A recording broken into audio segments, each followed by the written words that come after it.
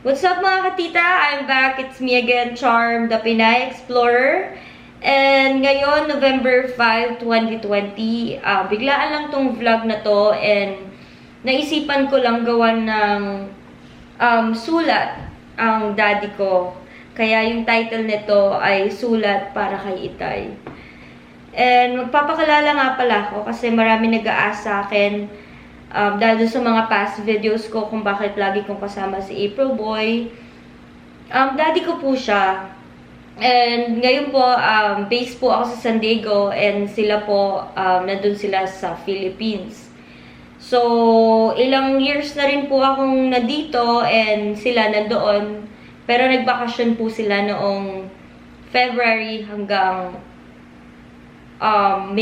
May po dito sa States. Ngayon, naisipan kong gumawa ng reaction video. Alam ko matagal na to. Nirelease niya tong song niya noong 2016 or 2017. And matagal ko nang hindi napapanood yung video na to, yung music video niya ng Tanging Hiling. So, I think ito yung right time para gumawa ako ng reaction video dun sa kanta niya na Tanging Hiling. So, let's go, gawin natin.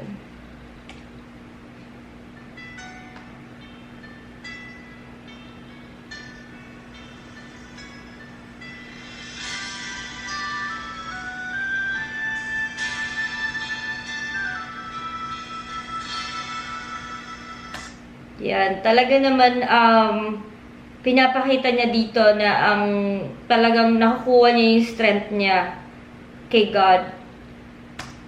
Nagdarasal, nagsusumamo, na sana'y pakinggan ang panalangin ko. Grabe, umpisa pa lang, nung video naiiyak na ako.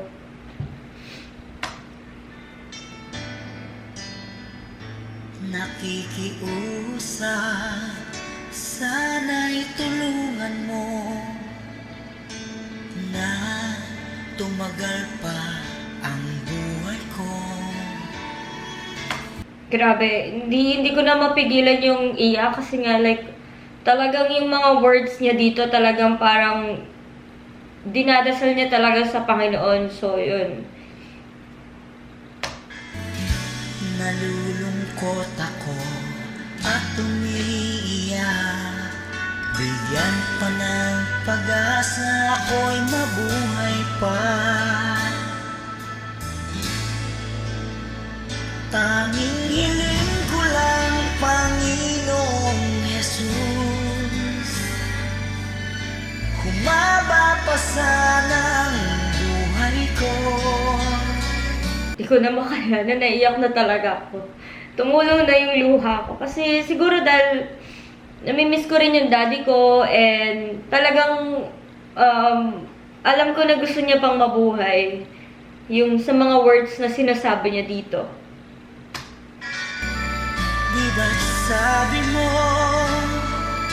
manalig lang ako, ikaw ang... So, dito sa video na to, yung naghawak-hawak sila ng kamay, ginagawa talaga namin yun. Nagdadasal talaga kami, hawak-hawak ng kamay palagi. Nung nandoon ako, or ngayon, pag magkakasama sila, nagpe-pray kami together and naghahawak-hawak kami ng kamay. So, dito sa music video na to, wala na ako sa Philippines, kaya hindi ako nakasama dito sa music video niya. So, yan. Ikaw ang dakilang manggagamot ko.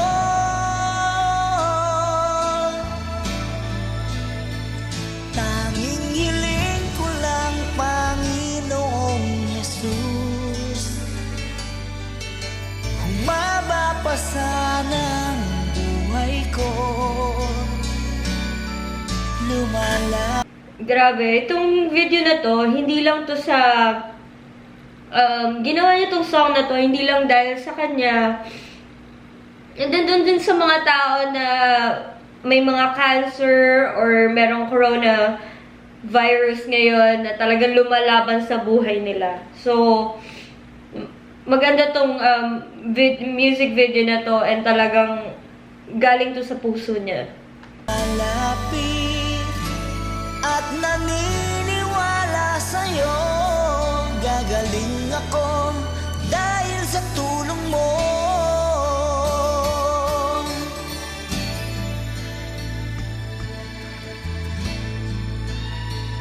Heto ako, nagmamakaawa, damdamin ko'y lubos na nahihirapan. Grabe. Yun yung, yung sinabi niya, damdamin niya daw ay lubos nahihirapan. Kasi yung daddy ko, napaka-strong person niya. So, hindi namin alam, kunyari, nagkaroon siya ng sakit, or hindi talaga siya nagsasabi sa amin na nahihirapan siya. So, kinikip niya lang sa sarili niya yung na-feel niya. So, nung nakita ko tong video na to, talagang masakit para sa akin na bilang anak na marinig ko yung words na yun. Puso at isip ko nananampalataya sa'yo. So, ito sa video na to, like, merong pastor, yan si Pastor Jerry. So, nung dati nasa Philippines ako, every Monday, tuwing Monday, meron kaming Bible study every Monday. So, in-invite namin yung mga relatives namin or families na gustong maki-Bible study rin sa amin. So, yan. May pag-asa pa na darating, nalulungkot ako at umiiyak. Bigyan pa ng pag-asa, ako'y mabuhay pa. Shoutout pala sa mommy ko. Yan yung mommy ko, si Mommy Madeline. Kasi, shoutout sa kanya kasi napaka-strong niya. And perfect siya talaga sa dad ko kasi lumalakas lalo yung loob ng daddy ko dahil sa kanya. So, Mom, I miss you and I love you. Tanging hiling ko lang, Panginoong Jesus. Yung katabi ng daddy ko dito, si Lola Lucy. Yan siya, si Lola Lucy ko ngayon nasa heaven na. Yan. Hi, Lola Lucy. I love you. Siya yung mom ng daddy ko. Humaba pa sana ang buhay ko. Di ba't sa And dun sa video na yun, shoutout din pala, like, thank you yun, mga relatives ko yun, relatives ng mom ko, relatives ng dad ko, kasi very supportive sila sa family namin, and lagi silang nandyan sa amin. Thank you sa inyo. sabi mo, manalig lang ako, ikaw ang dakilang manggagamot ko.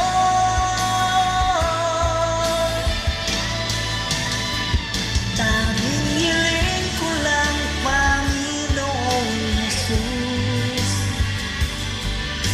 Humaba pa sa And, naiyak ako kasi nga parang tinitingnan niya yung mga awards niya, yun yung biggest achievement niya, diba?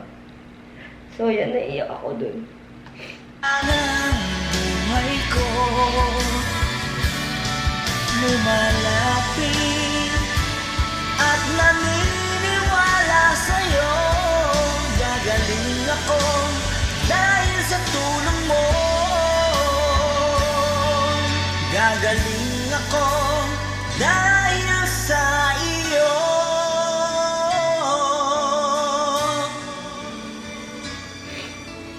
Grabe.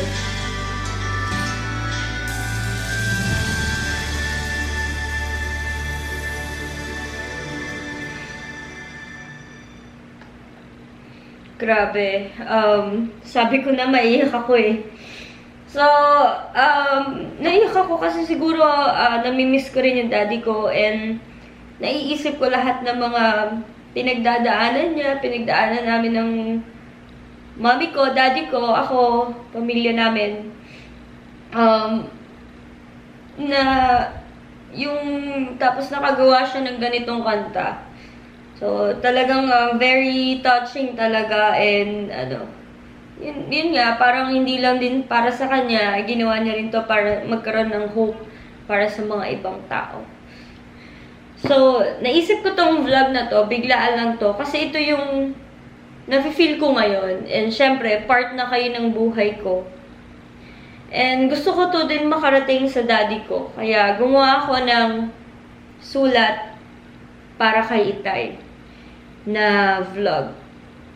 So ngayon, meron akong ginawang sulat dito para sa kanya. Dear Dad, April Boy. Kulang ang salitang salamat. Salamat dahil binigyan mo kami ng magandang buhay. Buhay na walang hirap at nakukuha namin ang mga gusto namin.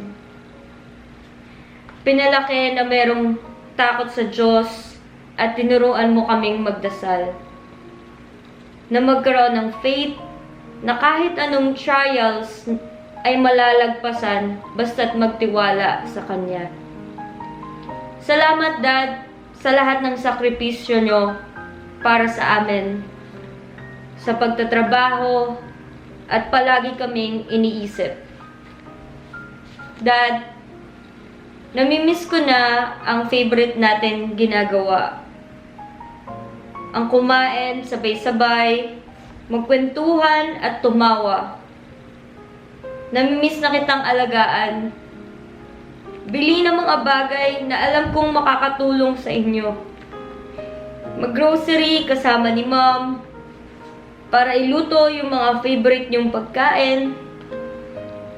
Dalhin kita sa iba't ibang mga lugar para makapag-bonding pa tayo lalo. Salamat, Dad, na kahit na 3 months lang this year sa pagstay sa amin ngayong taon, naparamdam ko sa inyo kung gaano ko kayo kamahal. Dad, sobra ko kayong idol. Hindi lang sa pagkanta, kundi sa pagiging mabuting tatay. At tibay ng loob sa lahat ng mga trials na nakukuha niyo pa din ngumiti. Tuwing meron akong problema o pagsubok sa buhay, kayo ang nagpapalakas ng loob ko. Naisip ko, kung kaya ng daddy ko, kaya ko din. Dad, pinagdadasal ko sa Diyos na mas tumagal pa ang buhay mo, Dad. Para malakad mo pa ako sa altar pag ikakasal ako. Para makilala ka pa ng mga magiging apo niyo sa akin. At mapasyal pa kita sa mga lugar na gusto ko kayong dalhin. At mapasaya ko pa kayo lalo. Dad, ano man pagsubok, nandito lang ako. Nag-iisa niyong prinsesa na kahit tumanda na at magkapamilya, aalagaan ka. At di kita papabayaan. Katulad ng hindi mo pagpabaya sa amin ng bata pa kami. Na kahit na lumabo pa at tumina ang tenga mo, pagtanda nyo, uunawain at mamahalin kita, Dad. Sinulat ko ito para malaman nyo na mahal kita, Dad. At proud ako na naging tatay ko kayo. Hindi lang kayo magaling na singer, kung hindi, magaling din kayo na ama. I love you, Dad, and miss na kita. So, ayan, sana, Dad, marinig mo tong mga mensahe ko sa inyo. Kasi mahal na mahal kita. So, tatapusin ko na tong vlog ko. And maraming salamat sa inyong lahat. Bye-bye.